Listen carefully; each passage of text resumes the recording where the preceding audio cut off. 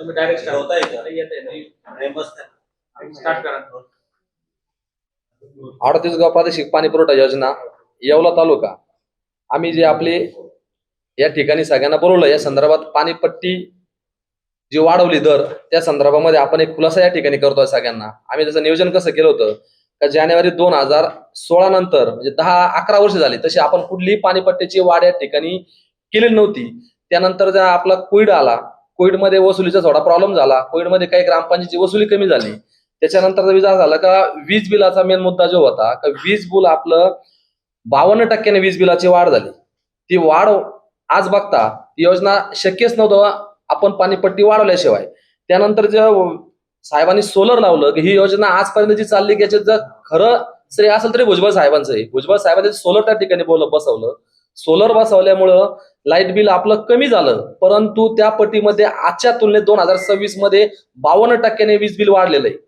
ते वीज बिल जे वाढलंय तर ते 7 लाखाच्या पर गेलंय. त्याचे आपल्याकडे सगळे तुमच्याकडं बिल आहे. आपल्याकडे जे लाईट बिल होतं हे 1-1.5 लाख रुपये 2 लाखापर्यंत होतं. जे सोलर जे म्हणता भुजबळ साहेबांनी मंत्रालयात त्याच्या मिटिंग घेतल्या, सोलर बसवलं, परंतु सोलर रात्री त्याचा उपयोग होत नाही. आणि एमएससीबीने आपलं सोलरचं त्यांना जे जाणारं युनिट आहे त्याच्यावर पण त्यांनी आकारले का 3 रुपये पर युनिट आकारलेलं आहे. म्हणून ते बिल आम्हाला आज भरणं शक्य नाही. म्हणजे सगळा एकंदरीत खर्च बघता 41-42% वाढ झाली. आणि जलसंपदा विभागाचा जो विषय पट्टीचा जो पट्टी वाढली जलसंपदा विभागाची आपले 3 यामध्ये हंगाम असता त्यांनी आपल्याला काय केलं ठेवलं त्या याच्यामध्ये आपल्याला त्यांनी दुपटीची वाढ केली. कशामुळे केली तर बिगर सिंचन असल्यामुळं. म्हणून आपला रब्बी हंगाम असेल त्याच्यानंतर रब्बी आहे आणि खरीप आहे आणि उन्हाळा हंगाम आहे, वेगवेगळे बिल येतात. 20 लाख रुपये आपलं वर्षाला त्या ठिकाणी त्यांचाच बिल त्या ठिकाणी भरावं लागतं. आणि दुसरा मुद्दा याच्यात असा होतो का आम्ही जुलै 2026च्या तुलनेत विचार केला का आमचा जो सगळा वसुलीचा आणि खर्च टोटल खर्च ताळमेळ जो घेतलाय तर आम्ही जी आकारली आहे ती 9,23,000 रुपये जुलै 2026ची आणि खर्च आम्हाला येतो 11,37,000 रुपये. मग तो जर विचार केला तर 2,14,000 रुपये जुलैमध्ये ती लॉस मध्ये दिसतं. हा जर निर्णय घेतला नाही तर योजना लगेच बंद पडू शकते. म्हणून हा जो निर्णय घेतला हा तात्काळ घेतला आणि सगळ्या ग्रामपंचायतीला त्या संदर्भात आपण नोटीस दिलंय. कुठल्याही ग्रामपंचायतीचा कोणाचा फोन आला नाही, कोणाचा पत्र आलं नाही. आणि पट्टी वाढली किती आहे का प्रत्येक या ठिकाणी 1 लाख लिटर पाण्याला 300 रुपये पट्टी वाढली. आणि एक गाव 5 टाक्या पाणी घेतं म्हणजे गावाला 1,500 रुपये पट्टी वाढली. म्हणजे घराच्या तुलनेत वाढली तर 5 रुपये 10 रुपयाच्या पुढे पट्टी वाढणार नाही. काही ग्रामपंचायतीनं ती पट्टी आज 80 रुपये महिना आहे, काही 150 रुपये महिना आहे. या संदर्भात बीडीओ साहेबांना आम्ही पंचायत समिती बोलून त्या ठिकाणी सगळे प्रशासक आहे त्या ठिकाणी सगळ्या त्या ठिकाणचे ग्रामसेवक असतील, ज्या ठिकाणचे काही प्रशासक असतील त्यांना बोलवलं. बीडीओ साहेबांकडे मिटिंग घेतली, त्याचा खुलासा सगळ्यांना केला. त्या ठिकाणी आम्हाला कोणी असं म्हणलं नाही की पट्टी तुम्ही वाढू नका का एवढी का वाढवत आहे. आपण 11 वर्षात पट्टी वाढवली नव्हती, त्या टायमाला त्याची गरज नव्हती, काही चालत होतं. दुसरा सगळ्यात महत्वाचा मुद्दा असा झाला की आपल्याला जे शासनाकडे 50% बिलाचा परतावा येत होता तो परतावा आज आपल्याकडे 70 लाख रुपये त्या घेणं होतं, पण ती शासनाची स्कीम बंद केली. स्कीम बंद झाल्यामुळं तो परतावा आपला याच्या रद्द झाला. ते झाला असताना तिथं अजून मुद्दा असा मांडला का आपण तुम्हाला सांगायला हरकत नाही का आपण 4 वर्ष झाले कुठलाही प्रकारचा 1 रुपयाही त्या लिकेजवर खर्च केलेला नाही 4 वर्षात.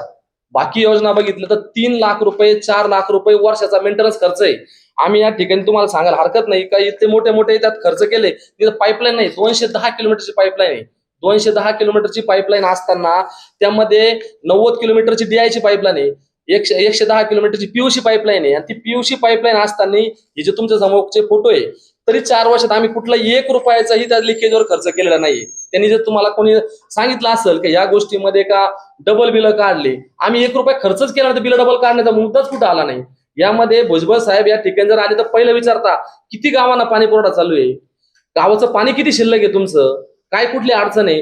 गावच्या महिलांकडे जर गेलं जर बघितलं गावामध्ये तर लोकांना नाव घेता किती का ही योजना महाराष्ट्रात नाही तर देशात गाजलेली आहे. हैदराबाद सारख्या सरकारने, तेलंगणा सरकारने आम्हाला त्या ठिकाणी बोलवलं गेलं होतं. या योजनेच्या धर्तीवर बाकी योजना झाल्या पाहिजे.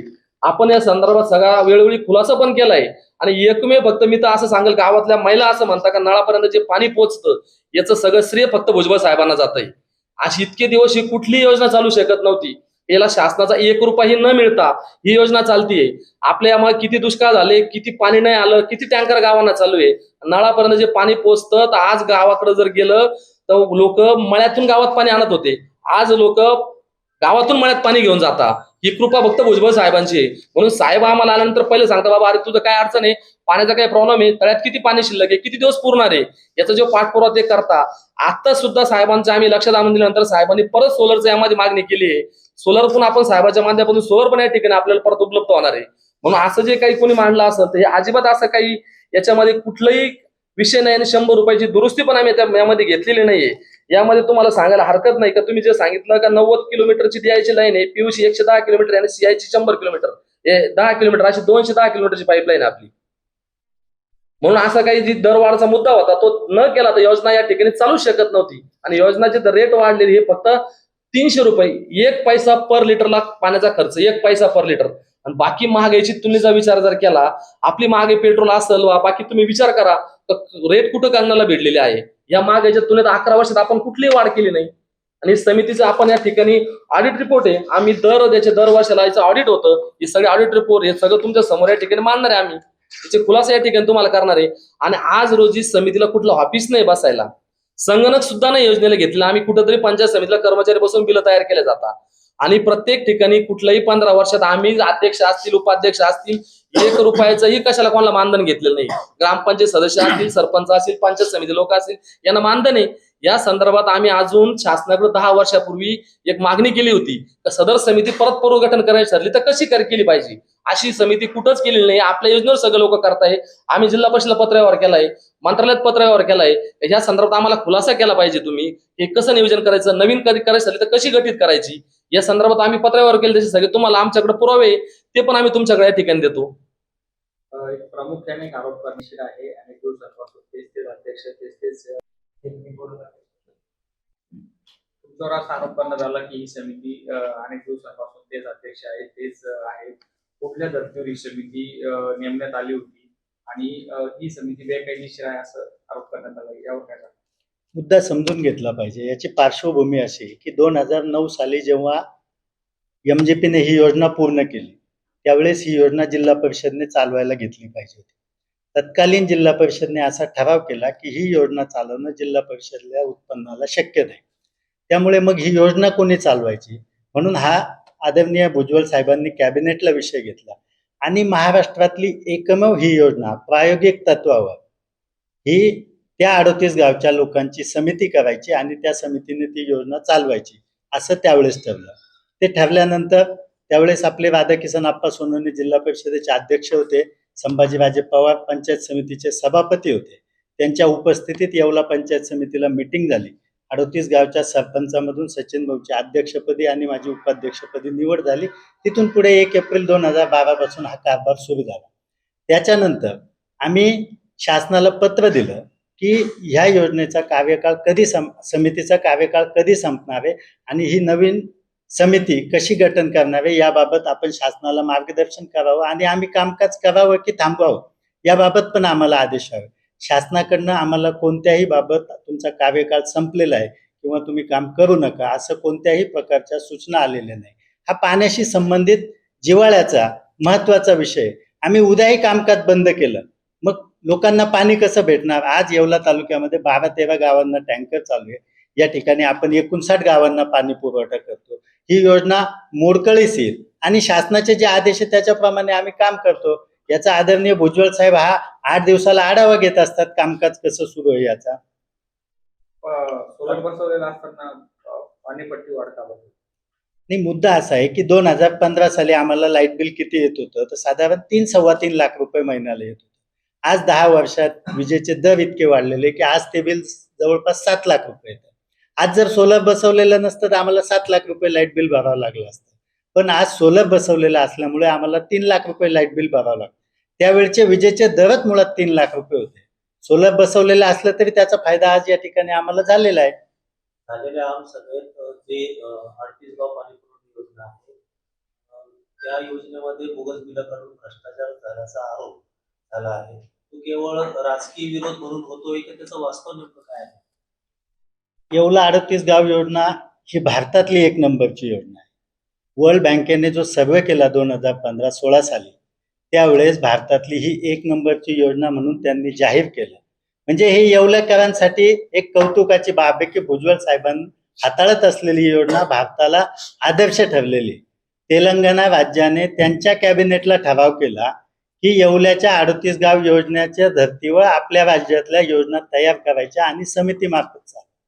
आज खरं म्हणजे आपल्या येवलेकरांचं हे दुर्दैव आहे की या योजनेवर असे आरोप केले जातात. आपला कारभार इतका पारदर्शक आहे की तो कधीही त्यांना पाहायला भेटेल.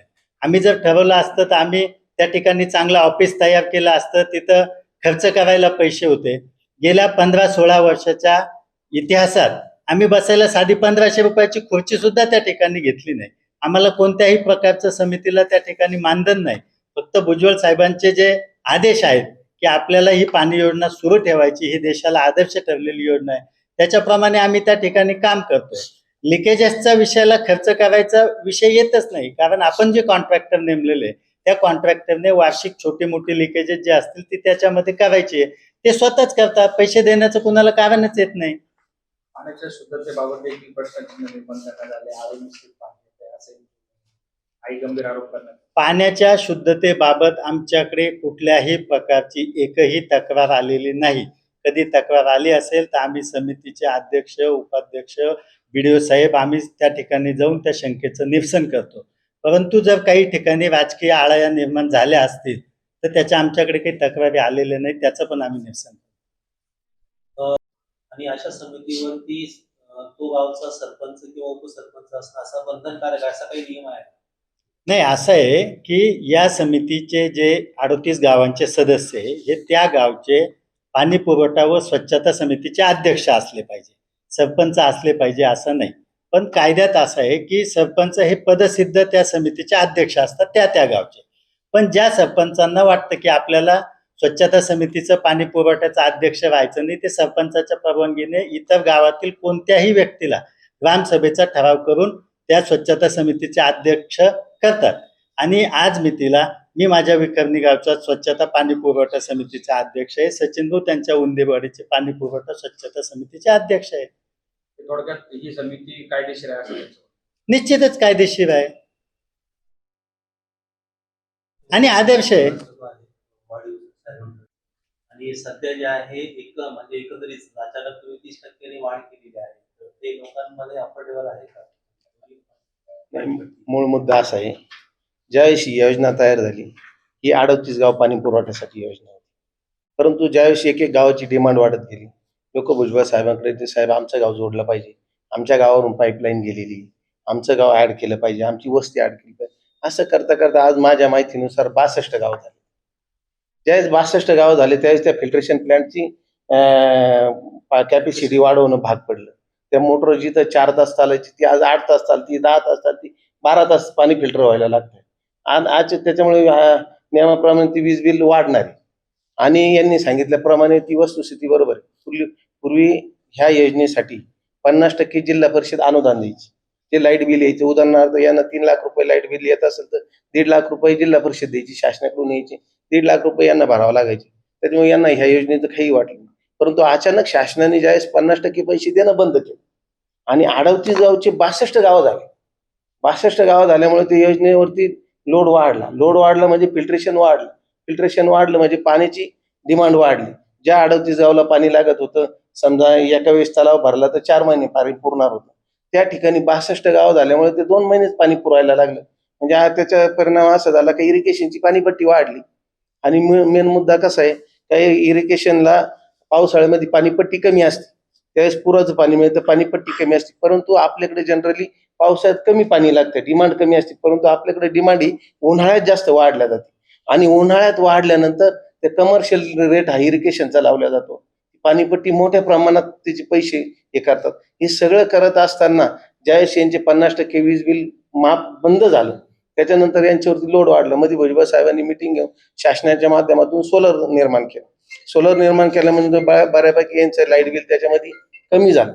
परंतु हे 62 गाव वाढल्यामुळे जो विजेचा दर वाढला, विजेची डिमांड वाढली, त्याच्यामुळे ती योजना चालवणं आज मी तिला 30% वाढ केल्याशिवाय शक्य नाही. याने तसं तर 50% करायला पाहिजे या मताचं मी, कारण मी पण अनेक संस्था चालवतो. त्याचं कारण असं ज्यावेळेस येणारा आणि जाणारा हा खर्च मिळ कुठेतरी बसला पाहिजे. परंतु साहेबांनी सांगितलं की बाबांनो, जनतेवरती लोड आला नाही पाहिजे, आपल्याला सगळ्यांना पाणी द्यायचे, त्याच्यामुळे यांनी ती 30% वाढवली आणि ती योग्य, असं काही गैर नाही असं मला वाटतं. कारण त्याचं कारण असं आहे का आपण जनरली पाहिलं असेल महाराष्ट्रातल्या अनेक योजना पाणी पुरवठा योजना तयार झाल्या त्याच बंद पडलेल्या आहेत. कुठे पाईप बंद पडले, कुठे मोटर, कुठेही ठाव ठिकाण नाही. ही एकमेव योजना अशी तर ती चालू आहे. आणि ह्या योजनेसाठी माझ्या ते 8-10 वर्षापूर्वी पण एक असा वाद निर्माण झाला होता. त्यावेळेस या कमिटीने मी पण मुंबईला गेलो होतो. त्यावेळेस पाणी पुरवठा मंत्र्यांना पण पत्र दिलं आणि अश्विन कुमार का अरुण कुमार कोणीतरी पाणी पुरवठा सचिव होते, मालिनी शंकर मॅडम होते. आम्ही जिल्हा परिषदेला दिलं. जिल्हा परिषदेच्या मीटिंग मध्ये बाळासाहेब गुंड त्यावेळेस जिल्हा परिषद सदस्य होते. तिथं असा चर्चेला विषय आला का बाबा या कमिटीला आपल्याला पुनर्वसन करण्याचा अधिकार नाही, आपल्याला राज्य सरकारकडे याचं मार्गदर्शन मागावं लागणार आहे. त्यानंतर जिल्हा परिषदेने पण स्टँडिंग कमिटीमध्ये ठराव करून तसं मार्गदर्शन मागण्यासाठी राज्य सरकारकडे पत्रव्यवहार पण केलेला आहे. त्यावेळेस वाढती महागाई लक्षात घेता जे आहे जी वाढलेली पाणी आहे तर आता ज्या ठिकाणी आमसभा झाली त्याच्यामध्ये गट विकास अधिकारी आहेत त्यांनी तात्पुरती त्याला स्थगिती दिली आहे वसुलीला. आणि जर भविष्यामध्ये विरोध जर वाढला तर त्याच्यावरती पुनर्विचार होणार आहे का वाढी पाणीपट्टीवरती रद्द होईल?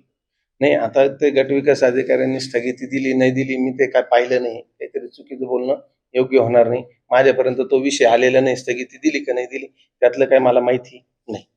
त्यांनी असं सांगितलं होतं की समितीची पाणी पुरवठा समितीची समितीची बैठक घेऊ आणि त्यानंतर निर्णय घेऊ असं. तोपर्यंत ही वाढ थांबवतं असं. नाही, मी आता ते पूर्ण ऐकलंच नाही तर काहीतरी चुकीचं बोलणं योग्य होणार नाही ना. जर ऐकलेलं नाही त्यांनी काय स्टेटमेंट केलेले ते मला माहित नसल्यामुळे. त्या दिवशी झालेल्या आढावा बैठकीमध्ये आपण असं जाहीर केलं होतं की समितीची बैठक होईपर्यंत जी वाढलेली पाणीपट्टी मी स्थगिती देतोय किंवा आता मी देणार, नेमकी याबद्दल संभ्रम निर्माण झालेला आहे. याबद्दल आपण खुलासा सगळ्यात महत्वाची गोष्ट जी आहे ही जी 38 गावे पाणी पुरवठा योजना आहे तर या समितीची निवड कशी होते याच्याबद्दल पहिल्यांदा मी आपल्याला क्लिअर करतो. प्रत्येक ग्रामपंचायतीमध्ये एक स्वच्छता, आरोग्य आणि पाणी पुरवठा समिती असते. सरपंच हे जे असतात त्याचे पदसिद्ध अध्यक्ष असतात आणि ग्रामपंचायत अधिकारी असतात ते त्याचे सचिव असतात. या व्यतिरिक्त ग्रामसभेला जर असं वाटलं की याच्या व्यतिरिक्त ते ग्रामसभा दुसऱ्या व्यक्तीची सुद्धा त्या ठिकाणी पाणी पुरवठा स्वच्छता समितीच्या अध्यक्षपदी निवड करू शकते. मग 38 गाव योजनेमध्ये ज्या सर्व ग्रामपंचायती ज्या आहेत ज्या या ग्रामपंचायती 38 गावे पाणी योजनेत समाविष्ट आहेत त्या सर्व ग्रामपंचायतीच्या स्वच्छता, पाणी पुरवठा आणि आरोग्य समितीचे अध्यक्ष आणि सचिव हे जे आहेत तर यांच्या माध्यमातून ही जी 38 गावे पाणी पुरवठा योजना आहे तर यांच्या अध्यक्ष आणि सचिव, उपाध्यक्ष यांची त्या ठिकाणी निवड होते. तर आता तालुक्यामध्ये अशी किंवा ऑल महाराष्ट्रामध्येच अशी परिस्थिती आहे की आता बहुतांश ग्रामपंचायतीमध्ये त्या ठिकाणी नियमित सरपंच नाहीत. त्या ठिकाणी जे नियमित सरपंच होते त्यांना प्रशासनाने एक 6 महिन्यासाठी मुदतवाढ दिलेली होती. आता ती मुदतवाढ सुद्धा त्या ठिकाणी संपून गेलेली आहे. म्हणजे स्वच्छता आणि गाव पातळीवर काम करणाऱ्या स्वच्छता, आरोग्य आणि पाणी पुरवठा समित्या ज्या आहेत ते सध्या तरी त्या ठिकाणी कार्यरत नाही. ज्यावेळेस आता या संदर्भामध्ये ह्या समितीचं पुनर्गठन करायचं असेल किंवा त्याच्यामध्ये काही निर्णय घ्यायचा असेल तर या समितीचे जे अध्यक्ष आणि सचिव यांची त्या ठिकाणी मीटिंग घेण्याची आवश्यकता आहे. परंतु या समित्याच कार्यरत नसल्यामुळे आता जी 38 गावे पाणी पुरवठा योजनेची जी कार्यरत समिती आहे त्यांच्या माध्यमातूनच आपल्याला त्या ठिकाणी निर्णय घेणं आवश्यक आहे. त्याच्यामुळे भविष्यात ज्यावेळेस निवडणुका होतील आणि निवडणुकीच्या माध्यमातून त्या ठिकाणी सरपंच त्या पदावर बसतील त्यावेळेस आम्ही त्या आरोग्य, पाणी पुरवठा आणि स्वच्छता समित्या ज्या आहेत तर त्यांची निवड झाल्यानंतर तालुका पातळीवरती आम्ही. आणि दुसरी गोष्ट अशी आहे की या समितीच्या पुनर्गठनाच्या संदर्भामध्ये ऑलरेडी शासनाला आपण त्या ठिकाणी मार्गदर्शन मागवलेलं आहे. ते मार्गदर्शन पण आपल्याला त्या ठिकाणी मिळालेलं नाही. तर आम्ही परत एकदा शासनाला रिमाइंडर पाठवू आणि या समित्यांचं पुनर्गठन कसं करायचं तर याच्या संदर्भात शासनाला परत मार्गदर्शन मागू आणि शासनाकडून मार्गदर्शन मिळाल्यानंतर त्या ठिकाणी आम्ही समितीचं पुनर्गठन करण्यासंदर्भातची प्रक्रिया करू. आणि दुसरा जो मुद्दा आहे की स्थगिती दिली तर सध्या जर 38 गावे पाणी योजनेचा एकूण जर खर्च बघितला तर वीज बिलामध्ये जवळजवळ 51% त्या ठिकाणी वाढ झालेली आहे आणि योजनेचा एकूण खर्च जो आहे तो 40% त्या ठिकाणी वाढलेला आहे. त्याच्यामुळे ही योजना जर आपल्याला कार्यरत ठेवायची असेल तर ही वाढ करणं त्या ठिकाणी गरजेचं आहे. आता मी त्या दिवशी त्या ठिकाणी असा स्टँड घेतला की जोपर्यंत या 38 गावचे सरपंच आणि सचिव आहेत त्यांची आम्ही एकत्रित म्हणजे बैठक लावून जोपर्यंत आम्ही काही निर्णय घेत नाहीत तोपर्यंत आम्ही याच्या जी वाढ केलेली आहे 30%ची त्याला तात्पुरत्या स्वरूपामध्ये आम्ही वसुलीला स्थगिती देऊ. परंतु आता 38 गावाच्या अंतर्गत ज्या ग्रामपंचायती आहेत तिथं स्वच्छता आणि पाणी पुरवठा समित्या ज्या आता कार्यरत आहेत तर त्या अस्तित्वात नसल्यामुळे त्यांची आता बैठका घेण्याचा या ठिकाणी प्रश्नच येत नाही. त्याच्यामुळं 38 गावे पाणी योजना जी कार्यरत समिती आहे या समितीने जी 30%ची वाढ केलेली आहे ग्रामपंचायतीसाठी आणि 20% खासगी प्रयोजनासाठी, तर ही वाढ आपल्याला त्या ठिकाणी ही योजना जर आपल्याला चालू ठेवायची असेल तर ती वाढ त्या ठिकाणी करावीच लागणार आहे. त्याच्यामुळे त्याच्यानुसारच याच्या पुढची जी कार्यवाही आहे ती होणार आहे. तुम्ही जी तात्पुरती स्थगिती दिली होती किती दिवसांसाठी दिली होती? आता तुम्ही म्हणता की बैठक झालेली नाही. जोपर्यंत बैठक होत नाही तोपर्यंत स्थगिती लागू राहील का? नाही, तर आता तालुकास्तरीय समिती जी आहे तर त्याचे अध्यक्ष उपाध्यक्ष आणि सचिव आणि त्यांची जी समिती आहे तर त्यांनी ते बैठक घेतलेली आहे आणि ही जी 30% वाढ करण्याचा त्यांचा निर्णय त्यांनी कायम ठेवलेला आहे. त्याच्यामुळे भविष्यात जोपर्यंत त्या समितीचं पुनर्गठन होत नाही किंवा 38 गावचे त्या ठिकाणी स्वच्छता पाणी पुरवठा समित्या त्या ठिकाणी कार्यरत होत नाहीत तोपर्यंत हा 30% दरवाढीचा निर्णय हा कायम राहणार आहे. तर ग्रामस्थांनी जो आहे तर ती पाणीपट्टी त्याच्यावरती फेरविचार व्हावा किंवा ती कमी करावी असा जर एक प्रस्ताव आपल्याकडे पाठवला तर त्या संदर्भामध्ये पुनर्विचार असा काही होईल का? आता याच्यामध्ये निर्णय गाव पातळीवर निर्णय या संदर्भात निर्णय घेण्याचा जो अधिकार आहे तर त्या गाव पातळीवरच्या स्वच्छता पाणी पुरवठा समितीचे जे अध्यक्ष आहे आणि सचिव आहेत यांनाच आहे.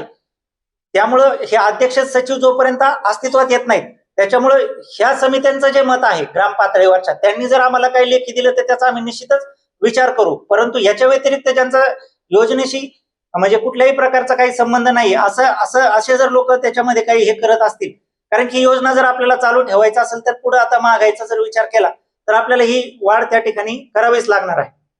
जे आता काही ग्रामपंचायत पट्ट्यात झाल्या त्यांना वसुलीसाठी आपण काही पाऊल आता मागच्या 2 महिन्यापूर्वी हा विषय माझ्यापर्यंत आला की बाबा आता योजनेचा खर्च आपल्याला वाढतोय तर आम्ही आता ग्रामपंचायत स्तरावर आता प्रशासकांना शासनाने स्थगिती दिलेली आहे. तर ग्रामपंचायत पातळीवर आता आमचे ग्रामपंचायत अधिकारी आहेत त्यांच्या आम्ही प्रत्येक आमच्या 15 दिवसाला महिन्याला ज्या आढावा बैठका असतात याच्या अनुषंगाने आपण त्या ठिकाणी त्यांच्या नियमित बैठका त्या ठिकाणी घेत असतो आणि बैठकांमध्ये हा वसुलीचा विषय जो आहे त्या ठिकाणी आपण घेत असतो. त्यासोबतच शासन स्तरावरून जे गौण खनिजाचं अनुदान ग्रामपंचायतींना प्राप्त होतं ते सुद्धा आपण त्यांच्याकडे काही जर थकबाकी असेल तर या योजनेकडे आपण त्या ठिकाणी खर्चासाठी वर्ग करतो. आणि याच्या व्यतिरिक्त जर काही ग्रामपंचायतींनी भविष्यामध्ये त्यांची थकबाकी जर वाढतच गेली आणि त्यांनी जर वेळेवर वीज बिल भरलं नाही तर एक शासन स्तरावरून या योजनेचा पदसिद्ध सदस्य सचिव यांना त्याने त्या ग्रामपंचायतीचे जे ग्रामनिधी किंवा पाणी पुरवठ्याचे जे अकाउंट आहेत ते सुद्धा होल्ड करण्याचे मला अधिकार आहे. त्याच्यामुळे भविष्यामध्ये सगळ्यांनी वेळेवर ही जी आहे तर कर मागणी जी आहे योजनेची जी ट्रेडर्स खास आपल्या जनावरांच्या उत्तम आरोग्यासाठी व अधिक दूध उत्पादनासाठी घेऊन आले आहे सर्व नामांकित कंपन्यांचे दर्जेदार पशुखाद्य. आमच्याकडे तिवाना कांडी, माखनधारा ढेप, जीवनधारा, सरकी ढेप सर्व होलसेल रेटमध्ये भेटेल. तर मग वाट कसली बघता, आजच खाली दिलेल्या नंबरवर संपर्क साधा आणि आपली ऑर्डर आजच बुक करा आणि मिळवा भरघोस डिस्काउंट. न्यू प्रदीप ट्रेडर्स पशुखाद्य. आमचा पत्ता पारक कॉम्प्लेक्स कांदा मार्केट गेट समोर, Nagar Manmad road, Yeola. Mobile number Shubham Khodke 97 65 60 19 85. आता शिर्डी नाशिक मुंबई येथे लग्नासाठी जाण्याची गरज नाही. येवल्यातच घेऊन आले आहे वर्मा लॉन्स. तुमच्या सर्व समारंभासाठी एकमेव भव्य ठिकाण. तुमच्या जीवनातील खास क्षणांना सुंदर आणि अविस्मरणीय बनविण्यासाठी योग्य ठिकाणाची निवड महत्त्वाची असते. त्या प्रत्येक स्वप्नपूर्ती क्षणांसाठी वर्मा लॉन्स आहे. विस्तीर्ण व हिरवळयुक्त प्रशस्त लॉन, प्रशस्त पार्किंगसह अनेक सुविधा, सर्व काही एकाच ठिकाणी. प्रशस्त पार्किंगसह अनेक सुविधा. वर्मा लॉन्स, ठिकाण येवला नाशिक रोड, एरंडगाव. एक वेळ अवश्य भेट द्या.